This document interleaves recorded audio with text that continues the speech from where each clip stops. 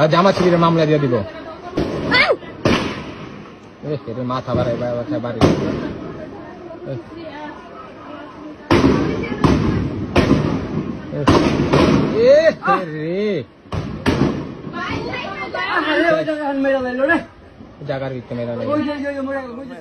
তখন private university, public university সবাই মিলেই কিন্তু আন্দোলন করেছে। যখন public university, let me correct you, private university, public university, মাদ্রাসা সবাই মিলে করেছে। সি আপনার কোশ্চেনেও বৈষম্য আসছে। না না, আমি বলতে চাচ্ছি সবাই মিলে করেছে। আমি বলি দেখেন, এখানে আমরা যখন আন্দোলন জিতে যাই, জিতে যাওয়ার পর আমরা শুধু স্টুডেন্টস বলতে কাদেরকে গুনতেছি? University students, school college. মাদ্রাসা একটা সেক্টর কিন্তু অনেক বড় সেক্টর বাংলাদেশে, তারা নামছে রাস্তায়, তাদেরকে আমরা কোথাও বলি না। সাধারণ মানুষ তো নেমেছিল, সাধারণ মানুষ নেমেছে, এটাও কিন্তু সবখানেই হাইলাইট হয়, সবখানে প্রত্যেক নিউজে হাইলাইট হয়। মাদ্রাসা বা গুলি বর্ষণ কোনো কিছুই থামাতে পারেনি ছাত্র জনতার আন্দোলন। সব বয়সীরাই নেমেছিলেন স্বৈরাচার হটাতে। উত্তল আন্দোলনের দিনগুলোর সক্রিয় ছিলেন বিভিন্ন মাদ্রাসা শিক্ষার্থীরাও। দফায় দফায় সংঘর্ষগুলিতে প্রাণ গেছে প্রায় ৭৩ জনের। উত্তাল যাত্রাবাড়ি। বৈষম্য বিরোধী ছাত্র আন্দোলনের দিন যত গড়িয়েছে ততই বেড়েছে ছাত্র জনতার অংশগ্রহণ। দেশের প্রতিটি জায়গায় তীব্র প্রতিরোধ গড়ে তোলেন তারা। মিছিলের সামনের সারিতে যাত্রাবাড়ি জামিয়া ইসলামিয়া দারুল উলুম মাদানিয়া মাদ্রাসা। প্রথম দফা কারফিউয়ের শুরু থেকেই যাত্রাবাড়ি, শনিরাখড়া, মাতুয়াইল এলাকা অবরোধ করে রাখে আশপাশের শিক্ষার্থীরা। পুলিশের মুহুর্মুহু গুলি থামাতে পারেনি কঠোর সেই প্রতিরোধ। জুলাইয়ের শেষ সপ্তাহ আর আগস্টের 5 দিনে নিহত হন অন্তত 73 জন মাদ্রাসা ছাত্র।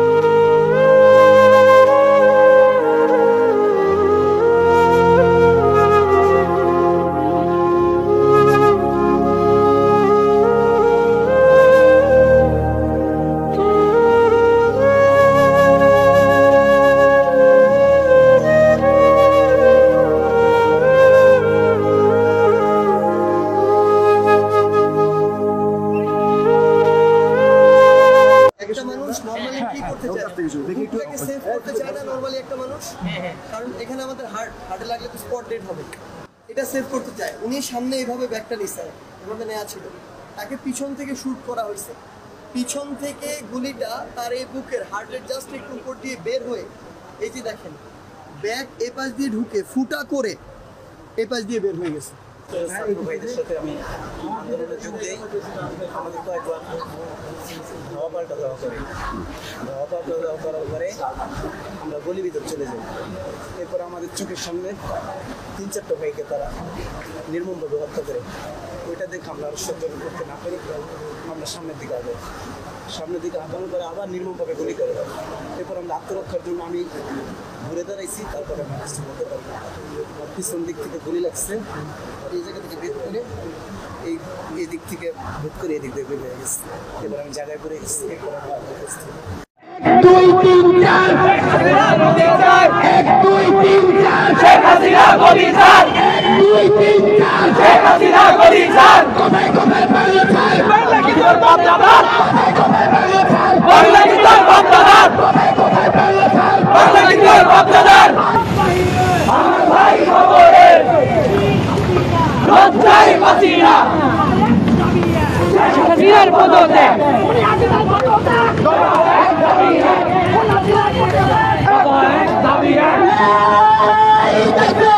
Allahu Akbar Allahu Akbar Allahu Akbar Sheikh Hasinaর পদত্যাগ Sheikh Hasinaর পদত্যাগ আমার ভাই বলবা কেন আমার ভাই বলবা কেন Sheikh Hasinaর জবাব দে আমার ভাই বলবা কেন বিটা যেতে দেব না বিটা যেতে দেব না আমার ভাই বলবা কেন Sheikh Hasinaর জবাব দে আমার ভাই বলবা কেন Sheikh Hasina জবাব দে আমার ভাই বলবা কেন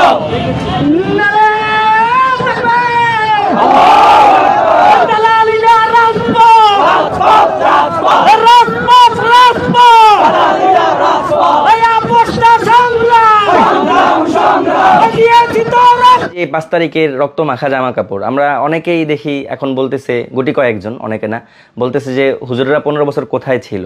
তাদের উদ্দেশ্যে আমার বলা হলো আমরা 13 সাল থেকে স্বৈরাচারের বিরুদ্ধে রাজপথে আন্দোলন করে আসতেছি। এমনকি গত 5 তারিখ পর্যন্ত আমরা স্বৈরাচারের বিরুদ্ধে আন্দোলন করছি এবং সেখানে আমাদের যে অবদান রাজপথের আন্দোলনে, আমরা শুধু আন্দোলন করেছি তা না, আমরা একেবারে প্রথম সারিতে থেকে স্বৈরাচারের বিরুদ্ধে আন্দোলন করা সংগ্রাম 13 সাল থেকেই গত 5 তারিখ পর্যন্ত করেছি। আর সেই আন্দোলনের সেই সাক্ষী, বিশেষ করে 5 তারিখের আন্দোলনের সেই সাক্ষী হলো এই যে রক্তমাখা কাপড়। এই রক্তমাখা কাপড় নিয়ে আজকে আপনাদের এখানে এসেছি। আসসালামু আলাইকুম প্রিয় দর্শক, সরকার পতন আন্দোলনে সাধারণ মানুষের পাশাপাশি অজস্র অগণিত মাদ্রাসা ছাত্র শিক্ষক যে অংশ নিয়েছেন, সমাজের একটি পর্যায় থেকে তাদের সেই অবদান এবং ত্যাগকে অস্বীকারের চেষ্টা করা হচ্ছে। এই মুহূর্তে আমার সাথে এমন একজন তরুণ আলেম রয়েছেন যিনি আজকে এই মুহূর্তে আমাদের এখানে না থেকে 3.5 হাত কবরের মধ্যে থাকতে পারতেন।